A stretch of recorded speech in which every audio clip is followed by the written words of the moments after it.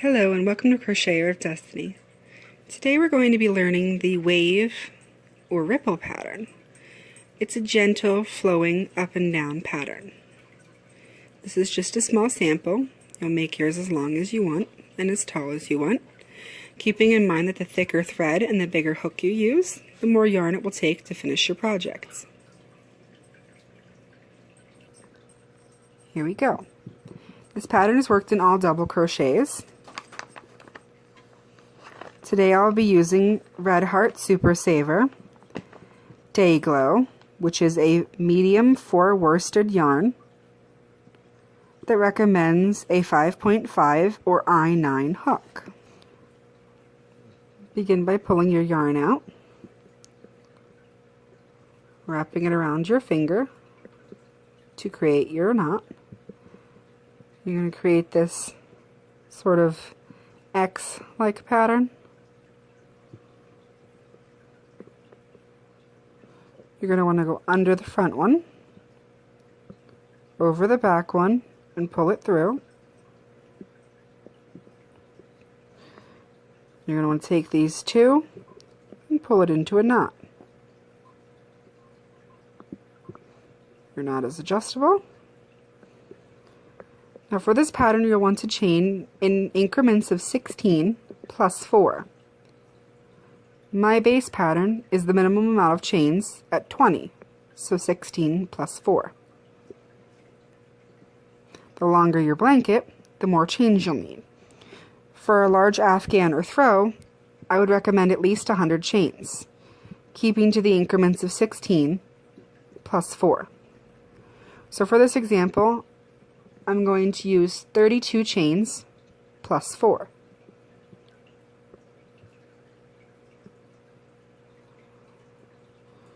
Yarn over, pull through. These are your chains. Going to create a long bar of these.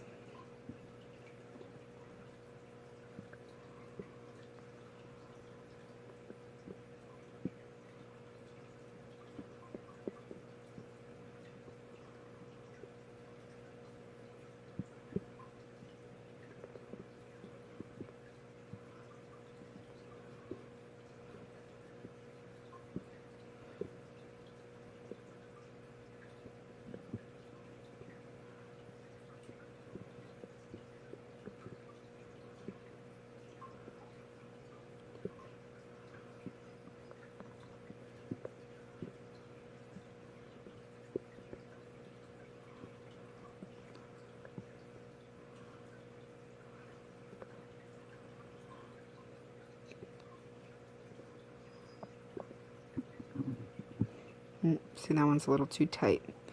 You don't want them to be really loose or really tight.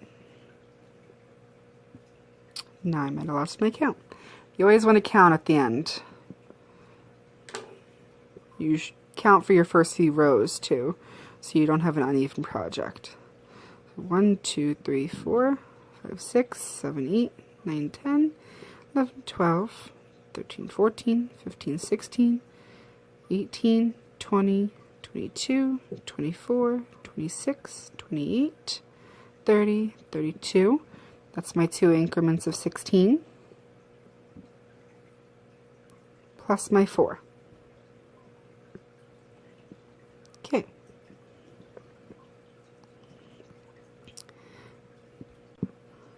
Now that we have our chain, from the in the fourth loop, you're going to work your first double crochet. So 1, 2, 3, 4. You're going to yarn over, go into your loop with 1 piece on top and 2 strands on the bottom. Yarn over, pull through, leaving a little bit of slack. You don't want it tight. The tighter your yarn is, the more uneven and bunched your project will be at the end, and it will curl in on itself. So you'll want to stop every now and then and make sure you're not curling your project. And if you are, simply take your hook out and pull the yarn to unravel your work. So with the 3 strands on your hook, yarn over, pull through 2. Now you have 2 strands on your hook, yarn over, pull through 2. That is your first double crochet. These 3 chains at the end will count as a double crochet as well. Now you'll want to make 5 more double crochets.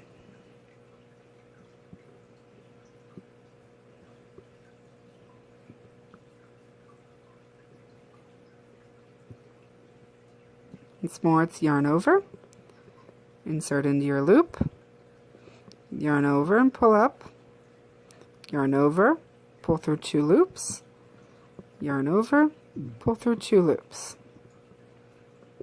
That's 2.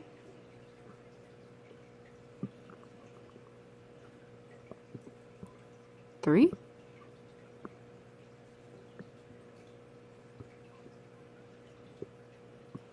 4,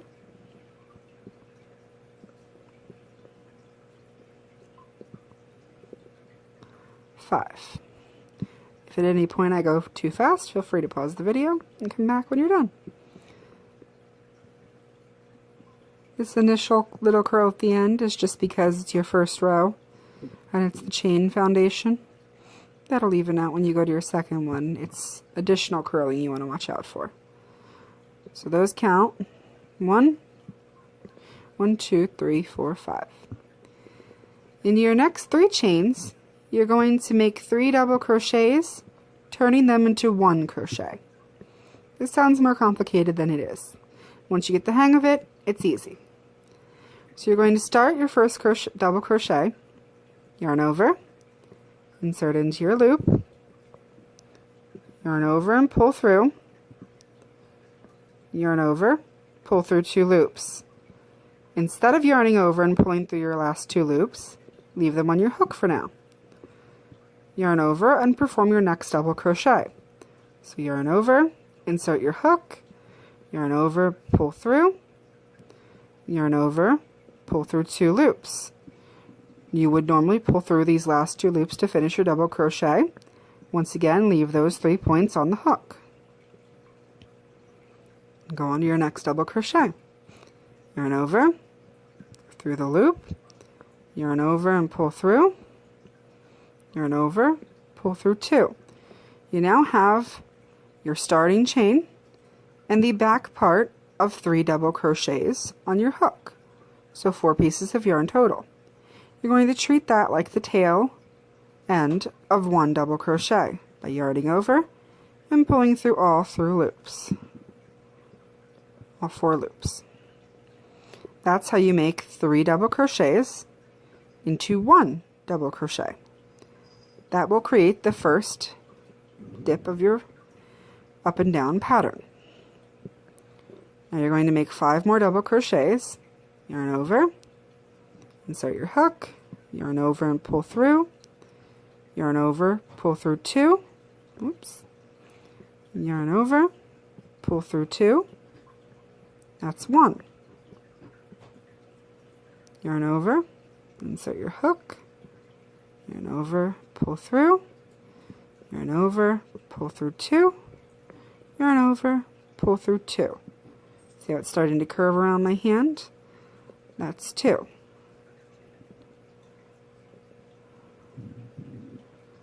That's 3.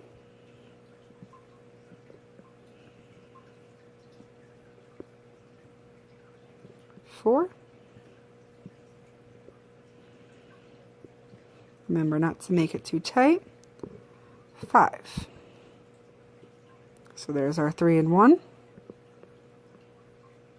And 1, 2, 3, 4, 5. Now you're going to create your upward valley, for which in your next chain you're going to place 3 double crochets into the same chain.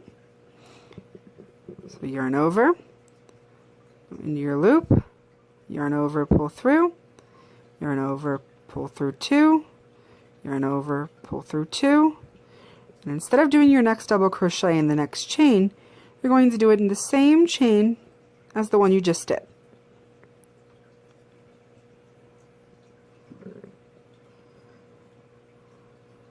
That's 2 into 1 chain.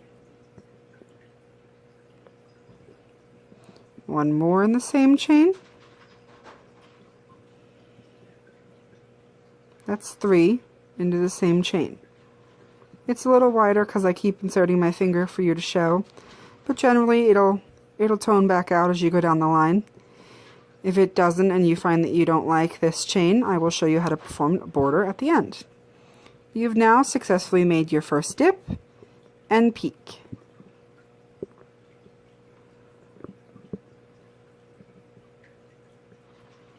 So since your project is longer, you would now do 5 double crochets and a valley, and 5 double crochets and a peak. When you get to your end of your row, when you only have these 4 blocks, you're going to do 3 double stitches, double crochet stitches, and then 2 double crochets into 1 stitch to create a half a peak.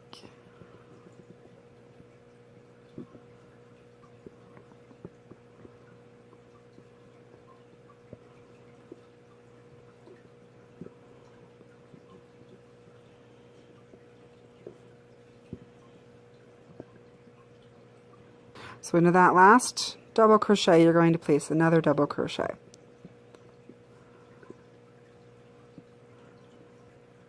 Now, to go to your next row, you're going to chain 3 to match the 3 you left at the beginning. That's the size of your double crochet. You're going to chain 3. And turn your work around so you're working in the other direction. Now into that same stitch that you just made chain 3 come up from, you're going to make 1 double crochet. Now you're going to do 5, 1, 2, 3, 4, 5, so that you end up in the middle of your peak. There's your first row of your up and down pattern. The reason we end with a part of a peak is because you began with part of a peak by creating the chain in 1 stitch in the same one. It just rounds out the pattern. Now if you're switching colors, it's harder to change every row. You might want to do a couple rows of one color and a couple rows of the next color. For example, this beginning one is only 3 rows, and it's not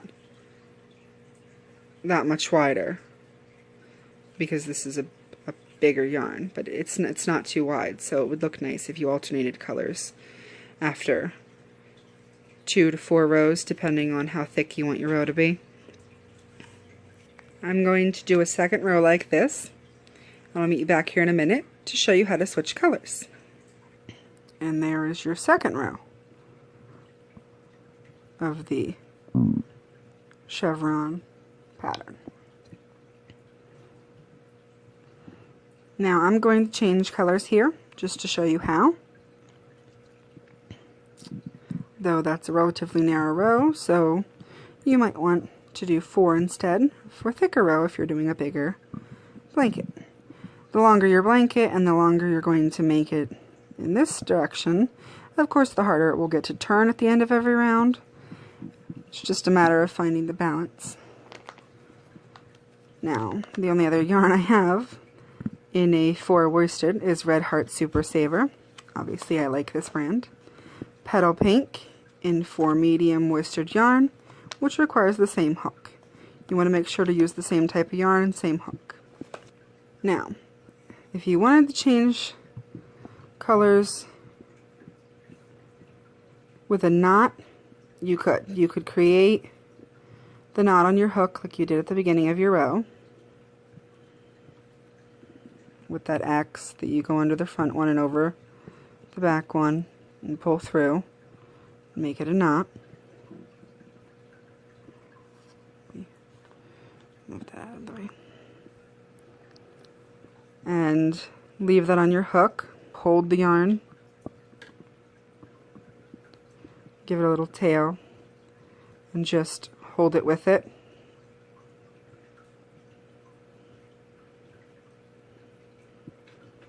them both. I like to lay it with the yarn so it's just in one spot on my hand. And chain, yarn over, and pull through. It's 1, 2, 3. My front one's a little loose still. Tighten that a little. Now you have your 3 chains, but no knot. So at first you have to hold it a little bit more than you would if you knotted it, but you lose the bulky option. So now, holding those out of your way, you're going to do your first double crochet. And again, holding it on top of the project, you're going to work over it for your next 5 double crochets.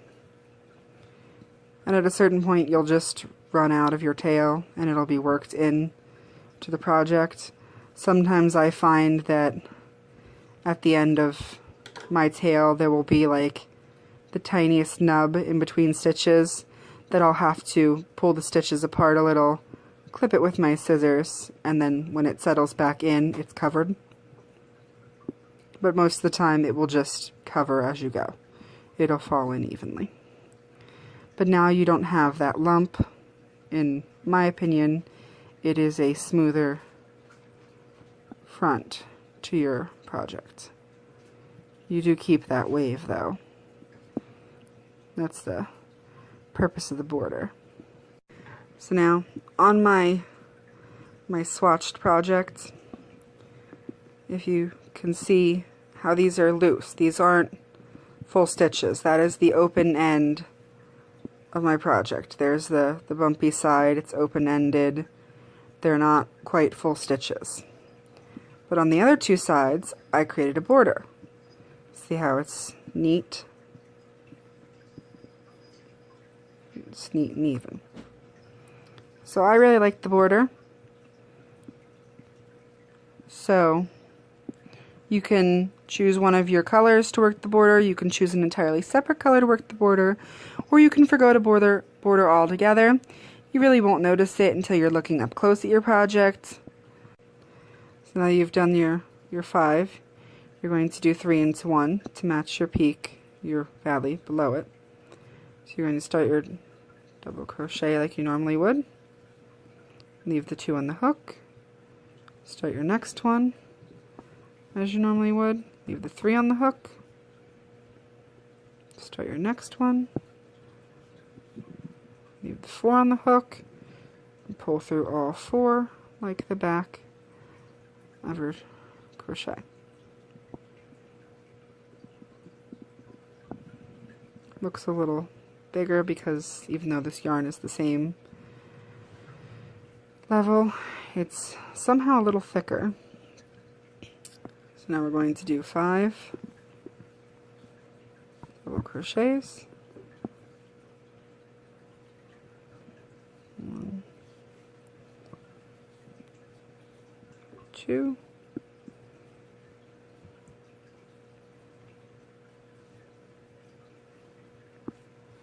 3,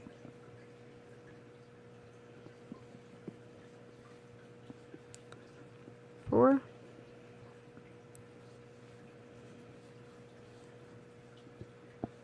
5, and now we need to do our peak, which is where we turn 3 into 1. See how if you look close, they look like they're off by a stitch, but it's the same. If you are counting your stitches and you know that you're doing the same thing every time, and you're not creating like a row that's one shorter, one longer, you're fine. There's your 3 into 1 peak.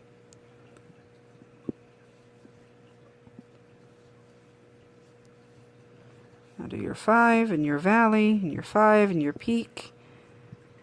And remember, when you get to the end and you do your set, you do 2 into the last one to match the chain below it. I'm going to finish this row and do my next one, and I'll meet you back at the end to show you how to do a border. Okay, now that we've reached the end of my second row, you will have continued down the length of yours following the pattern and up until the next stage if you want to switch colors again. If you count them out, which I'd recommend you do, I still have the same amount, my multiple of 16 plus 4. So I know that my pattern is exactly the same. Once you've reached the end of your blanket, and done this as many times as you feel necessary, you can cut your yarn, do one more chain and pull through to make the knot, and then weave that tail in to the end of your project, and your blanket is done. Or if you'd like to create a border, watch this next part. So now that you've ended your blanket and you want a border, you're going to chain 1 and turn your work. You're going to go into the first stitch like you did before, and you're going to create a single crochet this time. The whole pattern was double crochets only, but if you want a border, you need the single crochet, which you don't yarn over. Go into the first stitch, yarn over, pull through, so you have 2 on, yarn over, pull through both. You're going to do that in every stitch all the way down your project,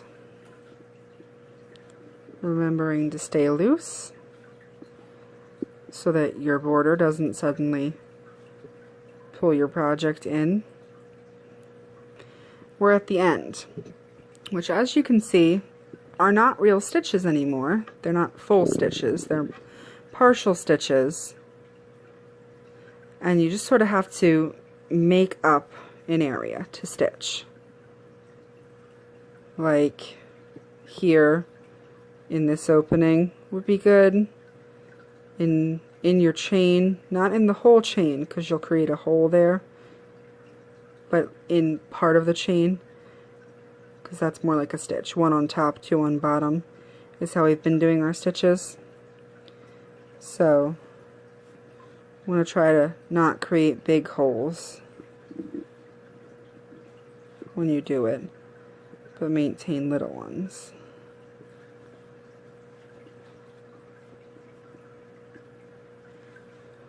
Just sort of find one strand anywhere you can to snag.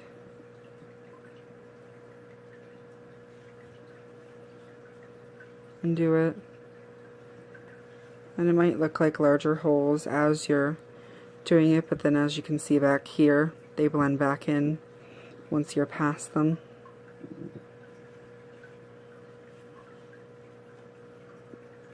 They just sort of settle back in. See? There we go. Now that would be the tail where you started your project, which again, you can darn in or you can lay there and work into your project. So by the time you do a border, it'll weave in all your ends except for the one at the end of your border. See how it's wider there? You want to maintain that straight edge instead of allowing it to curve. So you can do 2 single crochets into the same corner,